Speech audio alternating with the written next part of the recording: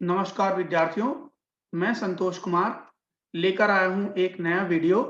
Video शुरू करने से पहले संदेश यही है कि कोरोना वायरस फैला हुआ है चारों ओर और आप अब उससे बचकर रहें। घर से बाहर जब भी जाएँ, मास्क पहनें, अपने साथ हैंड सैनिटाइज़र की बोतल रखें छोटी-सी एक, ताकि हाथ धोने का अगर साबुन से हाथ धोने का विकल्प ना हो, तो आप उसको अपने हाथों को सैनिटाइज़ कर लें। उसके बाद समय-समय पर अपने हाथ धोते रहें, सार्वजनिक स्थलों पर भी मास्क पहनें, पब्लिक गैदरिंग जहाँ भी होती है और उसके बाद ये है कि जब भी आप अनजान व्यक्ति से या फिर घर से बाहर किसी से मिलते हैं या घर पे आपको कोई अनजान व्यक्ति आया, तो उससे 6 फीट या 2 गज की शारीरिक दूरी बनाए रखें और गले ना मिले, हाथ ना मिलाएँ और या उस बहुत ज़रूरी हो तो हाथ जोड़कर नमस्ते या प्रणाम करें, है ना? तो आइए शुरू करते हैं ये नया वीडियो।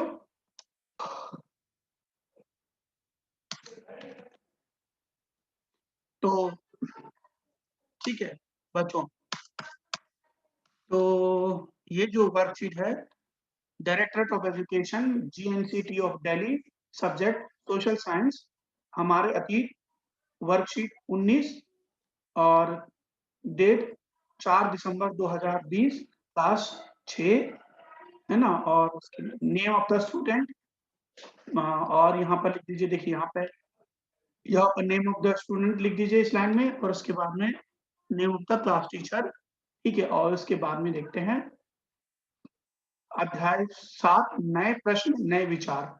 इसी पर हम आज चर्चा करेंगे। इसके तहत हम बुद्ध की कहानी, है ना? महात्मा बुद्ध की कहानी, इस पर चर्चा करेंगे, ठीक है? अब देखिए बुद्ध की कहानी है क्या देखते हैं। बौद्ध धर्म की स्थापना सिद्धार्थ के जिन्हें गौतम के नाम से जाना जाता है। उनका जन्म लगभग 2500 वर्ष पहले हुआ था। युवावस्था में ही ज्ञान की खोज में उन्होंने घर के सुखों को छोड़ दिया और अनेक वर्षों तक ये देखिए अनेक, है ना? क्या करते रहे वो? अनेक वर्षों तक भ्रमण करते रहे और उन्होंने बोध गया बिहार में एक पीपल के पेड़ के नीचे कई दिनों तक तपस्या की और अंततः उन्हें ज्ञान प्राप्त हुआ। इसका बाद वो बुद्ध के रूप में जाने गए। इसके बाद वो बुद्ध के रूप में जाने गए, जहाँ से वे वाराणसी के निकट जो है सारनाथ वहाँ गए, है ना? और जहाँ उन्होंने अपना पहली बार उपदेश दिया। ठीक है? अब देखिए क्या हुआ, जो बौद्ध धर्म की देखो बच्चों, ये भी क्वेश्चन आ सकता है कि बौद्ध धर्म की स्थापना की थी, किसने की थी? तो बौद्ध धर्म की स्थापना किन्होंने की थी? महात्मा बुद्ध ने की थी, जिन्हें गौतम के नाम से, है ना? जिन्हें बुद्ध धर्म की स्थापना किसने की थी? गौतम गौतम ने की, मतलब बुद्ध ने की थी। हम बोल सकते हैं महात्मा बुद्ध की बौद्ध धर्म की स्थापना गौतम ने की थी, जिनको बाद में बुद्ध के नाम से जाना गया। अब उन्होंने क्या किया बच्चों देखो, उन्होंने जब वो लगभग 29 साल के थे, मतलब तो देखो पहले 16-17 साल की उम्र में तो उनकी शादी हो गई थी, है ना? उनके बच्चे भी थे। उनके बाद में उनकी पत्नी यशोधरा थी, उनसे बच्चे बच्चे हुए। उसके बाद जब वो करीब 28-29 साल के थे, तो उन्होंने ज्ञान की खोज के लिए की। उन्होंने ये सोचा कि इस दुनिया में सत्य क्या है ना? क्या इस दुनिया में, इस जीवन का सत्य क्या है? इस जीवन में सच्चाई है कहाँ? क्या सच है इस दुनिया में? इसको जानने के लिए उन्होंने, मतलब सत्य की खोज में, कि उन्होंने अपने घर के सारे सुखों को त्याग दिया, है ना? मतलब पूरा अपना घर छोड़ दिया, अपने पूरे परिवार को छोड़ दिया, अपने पत्नी और बच्चों को छोड़ दिया, है ना? फिर वो निकल गए दिन रात में सत्य की खोज करने के लिए। तो एक बार वो कहाँ गए? बहुत से सन्यासियों से उन्होंने चर्चा की, बहुत से बहुत से लोगों से उन्होंने ज्ञान प्राप्त करने की कोशिश की, अलग-अलग जगह खाना छो अ, खाना छोड़ के तपस्या करने लगे, लेकिन फिर भी उनको ज्ञान प्राप्त नहीं हुआ। बाद में उन्होंने बिहार में 40 दिन तक, है ना? बोध गया में, बिहार के बोध गया जो अब बोध गया है, आधुनिक बिहार में है, आज के बिहार में। तो उस वहाँ वो जब गए, उन्होंने पीपल के पेड़ के नीचे तपस्या की और उन्हें ज्ञान की प्राप्ति हुई। तब उन्हें अंतिम सत्य का पता लगा कि सच है क्या? इस दुनिया में क्या सच है और क्या झूठ है? ये सब चीज़ों का उनको पता लगा। अब उन अब उनके साथ क्या हुआ कि जब वो उनको ज्ञान प्राप्त हो गया, तो वो बुद्ध के नाम से जाने गए और उन्होंने अपना पहला उपदेश कहाँ दिया? सारनाथ में, जो आधुनिक बनारस में जो सारनाथ है, वहाँ उन्होंने अपना पहला उपदेश दिया, है ना? तो देखिए उन्होंने क्या-क्या दिया, क्या-क्या उपदेश दिए, वो हम बाद में देखेंगे। Okay, okay. अब देखिए, अब आगे देखिए क्या है आपकी वर्कशीट में, कुशीनारा, उत्तर प्रदेश में मृत्यु से पहले का शेष जीवन जीवन उन्होंने लोगों को शिक्षा देने में व्यतीत किया। बुद्ध ने शिक्षा दी कि यह जीवन कष्टों और दुखों से भरा हुआ है ना? और ऐसा हमारी उच्च आकांक्षाओं और लालसाओं के कारण होता है। उनके अनुसार आत्म संयम से मतलब उनके अनुसार आत्म संयम अपनाकर ही हम ऐसी लालसाओं से मुक्ति पा सकते हैं। उन्होंने लोगों को दयालु होने और मनुष्यों के साथ-साथ जानवरों का आदर करने की भी शिक्षा दी। बुद्ध ने अपनी शिक्षा बुद्ध ने जो है सामान्य लोगों को अपनी शिक्षा सभी लोगों को अपनी शिक्षा प्राकृत भाषा में, है ना? इससे सामान्य लोग भी उनके संदेश को समझ सके। अब देखिए, ठीक है, अब देखिए, महात्मा बुद्ध ने क्या कहा बच्चों कि उनको देखिए जिस सत्य की उन्होंने खोज की, तो उस सत्य जो जिस सत्य की उन्होंने खोज की, तो उसको लोगों को अपने तक ही सीमित नहीं रखा। उन्होंने लोगों को बताया, उपदेश दिया, मतलब लोगों को अच्छी-अच्छी ज्ञान की बातें समझाई, है ना? जैसे कि आपका कोई फ्रेंड है, कभी कोई गलत काम करता है, तो आप उसको समझाते हैं ना?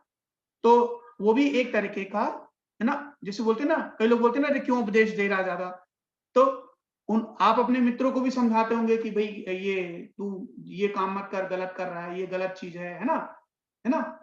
तो इसी प्रकार महात्मा बुद्ध को जब ज्ञान प्राप्त हुआ, सत्य की खोज की उन्होंने, तो लोगों को समझाया, उन्होंने लोगों को शिक्षा दी कि बच्चों देखो, उन्होंने कहा कि बेटा, उन्होंने लोगों से कहा कि देखिए, ये पूरा जीवन जो है, पूरा जो हम जीवन जी रहे हैं, ये दुखों और कष्टों से भरा हुआ है। कैसे?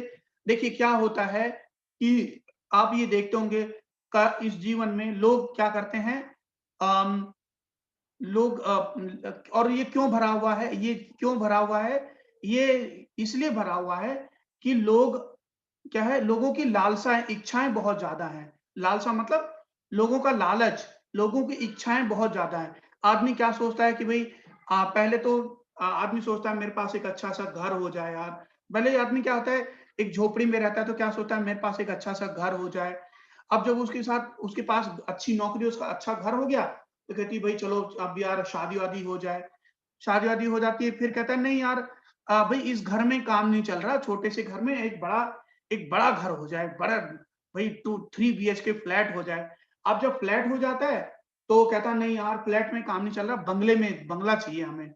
अब बंगला भी हो गया, तो बोले एक बंगले में नहीं काम चलता, एक बंगले को 2-3 बंगले और होने चाहिए, किराए पे चढ़ा देंगे, उससे कमाई करेंगे। तो बेटा मनुष्य की जो इच्छाएँ हैं, वो कभी कम नहीं होती। तो महात्मा बुद्ध ने बताया ये जो हमारा जीवन है, दुखों और कष्टों से क्यों भरा हुआ है?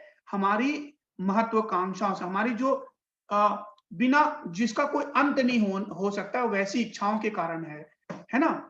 तो इस कारण से है बच्चों।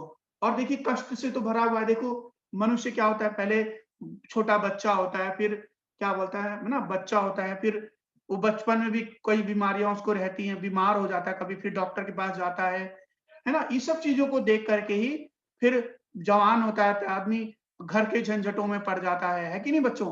घर वालों के लिए, अपने बीवी-बच्चों के लिए बहुत कुछ करना पड़ता है। उसमें भी उसको कई बार तकलीफ़ों का सामना करना पड़ता है। फिर वो बूढ़ा हो जाता है, बूढ़ा होके आदमी बहुत बीमार हो जाता है ना? बीमार होके आदमी क्या हो जाता है, बिस्तर पे पड़ जाता है, कोई देखने-भालने वाला नहीं होता, कई बार ऐसी स्थिति होती है। और फिर क्या होता है बच्चों कि वो आदमी अंत में मर जाता है। तो यही इसी सब चीज को देखते हुए महात्मा बुद्ध ने कहा कि जो हमारा जीवन है वो दुखों और कष्टों से भरा पड़ा हुआ है, लेकिन इससे हम बच सकते हैं। उन्होंने बताया कि इससे हम बच सकते हैं कैसे? आत्म संयम से। मतलब ये है कि हम जो है उसमें खुश रहना सीखें।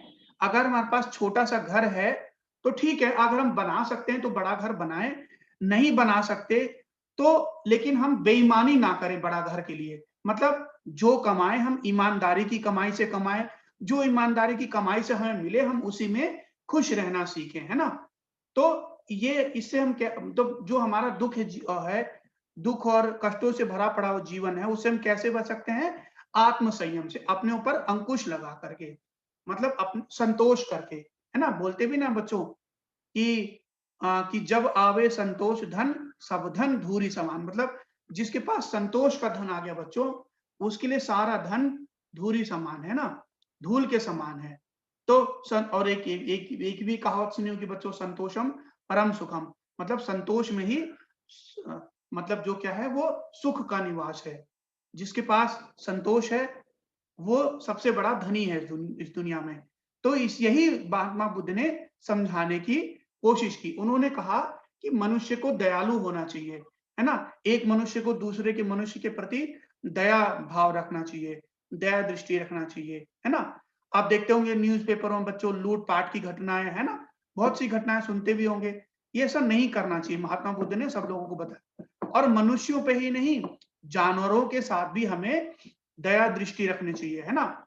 एक एक अगर मान लीजिए आपके सामने कोई कुत्ता भूखा है या कोई गाय भूखी है, तो उसको आप 2-4 रोटियाँ खिला दीजिए, है कि नहीं? भई इस तरह से आप जानवर के प्रति भी दया भाव दिखा सकते हैं। तो अगर आप देखिए कुत्ते को आप रोटी खिलाएँगे लगातार तो संकट में या आपकी रक्षा भी कर सकता है ना? तो आपने देखा होगा कुत्ते लोग जो होते हैं बहुत वफ़ादार होते हैं। जब आप उनके प्रति दया दिखाएँगे तो वो किसी न किसी दिन ऐसा आएगा बच्चों कि वो आपके प्रति भी दया भाव दिखाएँगे। तो ये चीज़ है बच्चों। तो हमें है ना? महात्मा बुद्ध ने क्या अब महात्मा बुद्ध ने ये जो शिक्षाएँ दी लोगों को, सब लोगों को सामान्य भाषा में दी, आम बोलचाल की भाषा में। तो उस समय की जब जब म आज से 2500 साल पहले बच्चों क्या था आम बोलचाल की भाषा कौन-सी थी? प्राकृत थी। तो क्यों दी? अब मान लीजिए वो संस्कृत में बड़ी है ना? बड़ी विद्वान भाषा में, विद्वतापूर्ण संस्कृत में लोगों को शिक्षा देते हो, लोगों को समझ में ही नहीं आता। तो कौन जब उनकी शिक्षाओं को कोई समझ ही नहीं पाता तो उनकी शिक्षा पर अमल कौन करता है ना? तो इसलिए बच्चों महात्मा बुद्ध ने क्या किया कि अपनी जो शिक्षा देने की जो शिक्षा दी उन्होंने, वो सामान्य बोलचाल की भाषा में। अभी यही बच्चों आप हिंदी मीडियम के स्टूडेंट हो, है ना? अगर मैं आपको हाई-फाई इंग्लिश में समझाने लग जाऊँ, तो जब आपको बात समझ में नहीं आएगी, आपका टॉपिक समझ में नहीं तो आप पेपर में लिखोगे क्या, है ना? तो ये चीज़ है बच्चों। तो आइए तो यही थी आपकी आज की वर्कशीट। तो बच्चों आज के प्रश्न उत्तर देखते हैं, ठीक है? कौन-कौन से प्रश्न हैं? देख प्रश्न 1 बुद्ध ने पहला उपदेश कहाँ दिया था? तो बच्चों बुद्ध ने अपना पहला उपदेश सारनाथ में वाराणसी के निकट दिया था, ठीक है? अब प्रश्न 2 बुद्ध ने प्राकृत भाषा में शिक्षा क्यों दी थी? तो बुद्ध ने अपनी शिक्षा सामान्य लोगों की भाषा प्राकृत में इसलिए दी ताकि सामान्य लोग भी उनके संदेशों को यानी उनकी शिक्षाओं को समझ सके, है ना? अब देखिए प्रश्न 3 बुद्ध के किस उपदेश को आप अपने जीवन में अपनाना चाहेंगे और क्यों? तो देखिए बुद्ध ने तो बहुत से उपदेश दिए थे कि भई जानवरों के प्रति दया रखनी चाहिए, मनुष्य के प्रति भी दया रखना चाहिए, आत्म संयम रखना चाहिए, है ना? तो देखो मुझे मेरे से अपना पर्सनली पूछा जाए, तो मैं बोलूँगा देखिए मैं जो आंसर मैं दूँगा वो कि हम बुद्ध के आत्म संयम के उपदेश को अपनाना चाहेंगे क्योंकि अपने जीवन में लालच से बचे रहें। क्योंकि कहा भी गया है लालच बुरी बला है। अब देखिए, आप इसको लालसा से बचे रहें भी लिख सकते हैं। लालसा मतलब क्या होता है कि जो इच्छा अंतहीन इच्छा होती है, जिसका कोई अंत ना हो, है ना? तो उससे ताकि हम उससे बचे रहें, है ना बच्चों?